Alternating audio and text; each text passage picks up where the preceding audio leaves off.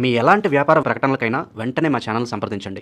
Yeah కుక్షి వివరే కృత్వా స్వయం రక్షతి సర్వతః నమామి జననీం దేవీం పరాం ప్రకృతి రూపిణీం కృచ్ఛేన మహతా దేవ్యా ధారితోహం యథోదరే తత్ప్రసాదాత్ జగద్దృష్టం మాతర్నిత్యం నమోస్తుతే పృథివ్యా యాని తీర్థాని సాగరాదీని పర్వతః వసంతి యత్ర తాం నౌమి మాతరం భూతిహేతవే. మాతృదేవో భవ పితృదేవో భవ. ఇప్పుడు మనము జూన్ నెల 2026 సంవత్సరంలో గోచార ఫలితాలు ద్వాదశ రాశుల వారికి ఏ విధంగా ఉంటాయో తెలుసుకునే ప్రయత్నం చేద్దాము. అది కూడా సశాస్త్రీయంగా. ఇందులో నా కల్పనను కానీ, మిమ్మల్ని ఇంప్రెస్ చేయడానికి అబద్ధాలు కానీ, కోతలు కొయ్యటం ఉంటారు మామూలుగా వాడుక పదంలో, అలాంటివి ఏమీ ఉండవండి. శాస్త్రం ఎంతవరకు చెప్పిందో అంతవరకు మాత్రమే చెప్తాం.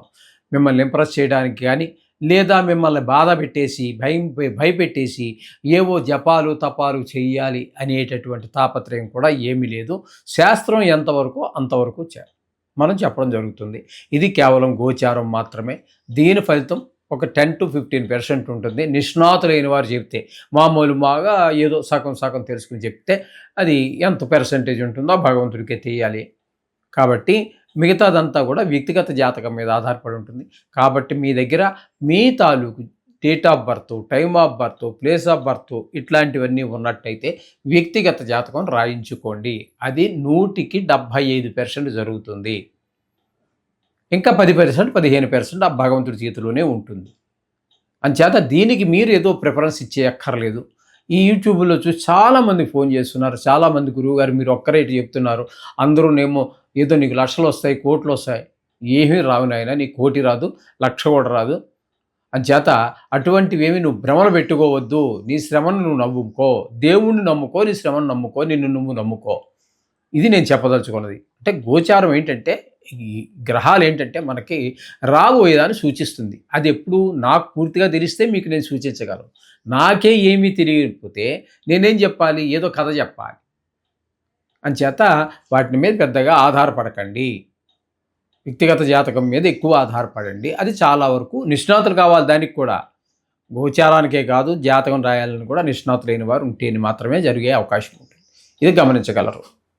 ఓకే, ఇప్పుడు మేషరాశి వారికి ఏ విధమైన ఫలితాలు ఈ జూన్ నెలలో రాబోతున్నాయి అని తెలుసుకునే ప్రయత్నం చేద్దాము. ఇక్కడ జూన్ నెలలో మేషరాశి వారికి కుజుని యొక్క సంచారం ఒక 20 రోజుల పాటు సంచారం చేస్తుంది. తదుపరి ఆయన మేషం నుంచి వృషభంలోనికి వచ్చి అక్కడ ఒక 10 రోజులు సంచారం చేస్తారు. ఇక్కడ జన్మల్లో 20 రోజుల్లో కానీ, ద్వితీయ స్థానంలో ఉన్నటువంటి 10 రోజుల్లో కానీ ఆయన మేషరాశి వారికి ఏ విధమైన సుఫలితములు ఇవ్వజాలడు. మేషరాశిలో ఉన్నటువంటి 20 రోజుల్లో మన ఆలోచన విధానము, మన ప్రవర్తన ఎక్కువగా చెడు వైపుకు మళ్ళేటటువంటి ప్రయత్నం ఉంటుంది.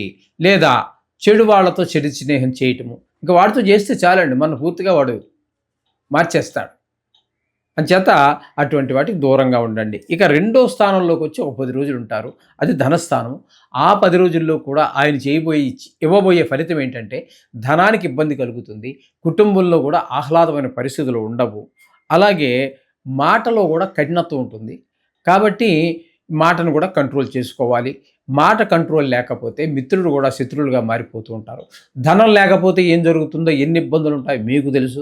కుటుంబంలో కూడా ఏ విధమైన ఆహ్లాదకరమైనటువంటి పరిస్థితులు కూడా ఉండవు. ఈ ధనలోపం కానివ్వండి, మాట వల్ల కానివ్వండి, ఈ విధమైన ఫలితాలన్నీ కుజుడు మొత్తం మీద ఈ జూన్ నెల అంతా కూడా మీకు 2 స్థానాల్లో సంచారం చేసిన శుభ ఫలితములను ఇవ్వజాలడు.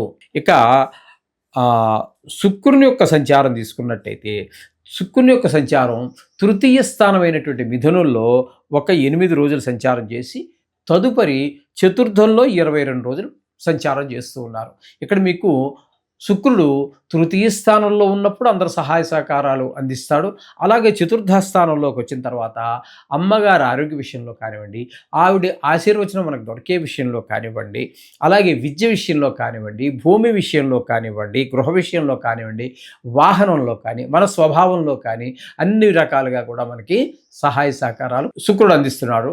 ఈ శుక్రుడు 2 స్థానాల్లోనూ కూడా, అంటే ఈ నెల రోజుల్లో 2 స్థానాల్లో సంచారం చేసి మనకి 2 చోట్ల కూడా సుఫలితాలు, నెల రోజులు సుఫలితాలు ఇస్తున్నాడు కాబట్టి, ఈ 4వ స్థానంలో ఉన్నారు కాబట్టి, ఈ లలిత కళల్లో వాటిలో ప్రవేశం ఉన్నటువంటి వారికి, అలాగే షేర్ మార్కెట్లో పెట్టుబడి పెట్టేటటువంటి వారికి, వీళ్ళందరికీ కూడా ఆయన ప్రోత్సాహాన్నిస్తారు. టీవీ రంగంలో కావచ్చు, యూట్యూబర్స్ ఇట్లా చాలా రకరకాలు ఉన్నాయి కదండి. ఈ మధ్యకాలంలో చాలా వచ్చాయి కదా. వాళ్ళందరికీ కూడా శుక్రుడు పూర్తి అనుకూలుడే. ఇక రవి యొక్క సంచారం కనుక మనం తీసుకున్నట్టయితే, రవి 15వ తారీఖు వరకు ద్వితీయ స్థానంలో సంచారం చేస్తున్నారు. తదుపరి 16వ తారీఖు నుంచి నెలాఖరు వరకు 3వ స్థానంలో సంచారం చేస్తున్నారు. ద్వితీయ స్థానంలో ఉన్నప్పుడు రవి కూడా ధనానికి లోటు వచ్చేటట్టుగా, మాటలో కఠినత్వము, మరి ఇందాక మనకి కుజుడు ద్వితీయ స్థానంలో ఏ ఫలితాలు ఇవ్వబోతున్నాడని చెప్పుకున్నామో అదే విధమైన ఫలితాలు ద్వితీయ స్థానంలో వృషభ రాశిలో ఉన్న 15 రోజులు అట్లాగే చేస్తాడు. 16వ తారీఖు నుంచి నెలాఖరు వరకు తృతీయ స్థానంలో ఉంటున్నారు కాబట్టి, ఆ తృతీయ స్థానంలో మాత్రం మీకు అందరి యొక్క సహాయ సహకారం, కుటుంబంలో వారు కావచ్చు, బయట వారు కావచ్చు, అలా అందరి కొన్ని సందర్భాల్లో ముక్కు మొహం తెలియని వాళ్ళు కూడా మనకి ఏదో అవసరార్థం, అదే ఆర్థికంగా కావచ్చు, మానసికంగా కావచ్చు, ఏ విధంగా అయినా సరే మనకు ఉపయోగపడేటువంటి అవకాశం ఆ సూర్య భగవానుడు 16వ తారీఖు నుంచి నెలాఖరు వరకు ఈ విధమైన ఫలితాలను ఇవ్వబోతూ ఉన్నాడు.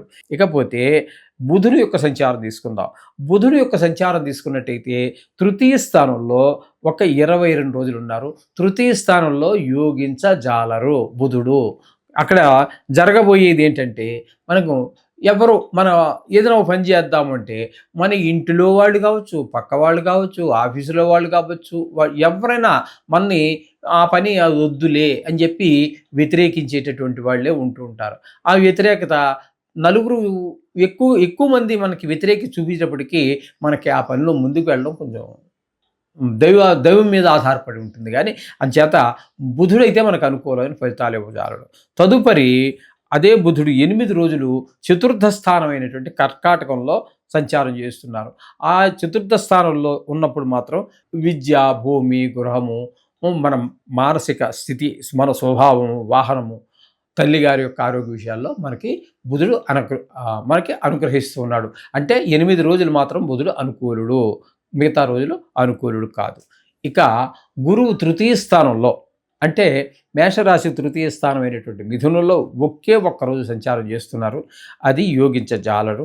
తదుపరి గురువు కర్కాటకంలో ఉచ్చస్థానమైనటువంటి కర్కాటకంలోకి ప్రవేశించి 29 రోజులు అక్కడే సంచారం చేస్తూ ఉన్నారు. అక్కడ ఆ చతుర్థ స్థానంలో కూడా గురువు చెప్పాలి అంటే అనుకూలమైన ఫలితములు ఇవ్వజాలడు. అలాగే తల్లిగారి విషయంలో, విద్య, గృహము, అలాగే స్థలము, అంటే మన వాహన విషయాల్లో, మన స్వభావం విషయంలో, వీటన్నిటిలో కూడా గురుబలం లేనట్టే లెక్క. మేషరాశి వారికి ఈ నెలంతా కూడా 2 రాసుల్లో సంచారమే, కానీ 2 రాసుల్లోనూ కూడా మనకి వ్యతిరేకమైనటువంటి ఫలితాలే ఇస్తూ ఉన్నారు. ఈ విధమైనటువంటి ఫలితాలన్నీ కూడా ఆయన ఇస్తూ ఉన్నారు గురువు. ఇకపోతే కేతువు పంచమ స్థానంలో. ఈ కేతువు కూడా మనకి పంచమ స్థాన సంచారం వలన ముఖ్యంగా జరిగేది ఏంటంటే, సంతానం మీద దుష్ప్రభావం చూపిస్తుంది. వారు ఆటల్లో వాటిల్లో ఎక్కువ శ్రద్ధ చూపిస్తూ ఉంటారు. చదువు మీద శ్రద్ధ తగ్గుతూ ఉంటుంది. జనరల్గా మరి జూన్ నాటికి స్కూల్స్ తెరవచ్చేమో. ఇప్పుడు ప్రస్తుతం అయితే మనము సెలవుల్లో ఉన్నారు కాబట్టి ఆడుకోవాలి, పిల్లలు ఆడవలసిందే. కానీ దాన్ని ముఖ్యమైన పనులు పక్కన పెట్టేసి ఆడుకోవటం అనేటటువంటిది మనిషి యొక్క ఎదుగుదలకు, అంటే హైట్ ఎదగటం, బరువు పెరగటం కాదండి, విద్య విషయంలో ఎదగలేరు. అలాగే ఏదో ఒక వృత్తి చేసుకుంటున్నారే అనుకోండి, అంటే సంతానం అనేటప్పటికీ మరీ చిన్న పిల్లల్నే చూడాల్సిన పని లేదు. 18 ఏళ్ళు వాడు ఉండొచ్చు, 25 వాడు ఉండొచ్చు. వాడు మరి ఆ టైంలో ఏదో పని నేర్చుకుని అందులో నిష్ణాతుని సంపాదించవలసినటువంటి వయసులో మరి అనుకూలం అయినటువంటి గ్రహం లేని కారణంగా అందులో రాణింపు ఉండదు. చిన్నపిల్లలకైతే విద్యలో వెనకబడిపోతారు. సంపాదించే వయసు ఉన్న వాళ్ళైతే వాడి బద్ధకం కానివ్వండి, మరొకటి కానివ్వండి, ఆ మనిషి ఎదుగుదల ఉండదు. ఆర్థికంగా కానీ, వృత్తిపరంగా కానీ ఎదుగుదల ఉండదు. ఆ? ఆ విధమైనటువంటి ఫలితాలన్నీ ఆయన ఇవ్వబోతూ ఉన్నారు. ఇక చెప్పాలి అన్నట్టయితే ఈ మేషరాశి వారికి ఏకాదశ స్థానంలో ఉన్నటువంటి రాహువు మాత్రం అద్భుతమైనటువంటి ఫలితాలు ఇస్తాడు. తద్వారా అక్కడ ధనం ఏమాత్రం లోటు లేకుండా ఆయన ప్రయత్నం ఆయన చేస్తూ ఉంటారు. ఏదైనా వ్యవహారం మొదలుపెట్టినట్టయితే అందులో పూర్తి విజయాన్ని మీరు సాధించేటటువంటి అవకాశాన్ని రాహు పూర్తి అనుకూలుడండి ఈ మేషరాశి వారికి.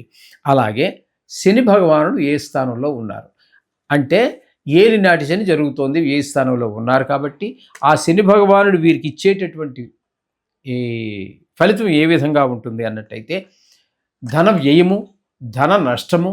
ధన వ్యయం అంటే ఖర్చు పెట్టుకోవడం, ధన నష్టం ఎవరు పిక్ పాకెట్ కొట్టేశారు, లేకపోతే మాయమాట చెప్పాడు పట్టుకుపోయే డబ్బులు, వాడి అడ్రస్ లేడు, నష్టమే ఇంకది. అది నష్టం. నష్టానికి వ్యయానికి కూడా కొంచెం వ్యత్యాసం ఉంటుంది. అలాగే శత్రుభయం, మనోవిచారం ఇట్లాంటివన్నీ కూడా జరిగేటువంటి అవకాశం శని భగవానుడి వల్ల. ఇది దీన్ని 7.5 అని కూడా మన హిందీలో వాడుకలు ఇక్కడ వాడుతూ ఉంటారు. అది ఏళ్ళనాటి శని. అదే 3 రాసుల్లో సంచారం చేస్తుంది. ప్రస్తుతం వ్యయ స్థానంలో ఉంది కాబట్టి ధనాన్ని మీరు ఎంత పిసినారితనంగా ఖర్చు పెట్టాలనుకున్నా దాన్ని ఖర్చు పెట్టి అనవసరమైన ఖర్చులు పెట్టించి ఆ ధనాన్ని వ్యయం చేసి తీరతాడు. కాబట్టి ఇప్పుడు ఈ నెలలోనే జూన్లోనే శని యొక్క జయంతి వస్తోంది, 2వ తారీఖు 3వ తారీఖు. ఆ రోజున వీలుంటే ఆయనకి తైలాభిషేకం చేసుకోవటం కానీ, లేదా ఒక బ్రాహ్మణుడిని పిలిచి ఒక నువ్వులు దానం ఇవ్వటం కానీ చేసినట్టయితే దాని నుంచి మనం బయటపడే అవకాశం ఉంది. ఆ విధంగా ఈ శని ప్రభావం తగ్గించడానికి మనకి చాలా రకాల సందర్భాల్లో చాలా విషయాలు మనకు తెలియజేశారు శని ప్రభావం తగ్గడానికి. అందుచేత శని త్రయోదశి ఏదైనా వస్తే శని త్రయోదశి తప్పకుండా తైలాభిషేకం చేయించుకోండి, ఆ నువ్వులు దానం ఇవ్వండి. అలాగే శని భగవాన్ని ప్రార్థిస్తే కూడా శని బాధలు తగ్గుతాయి.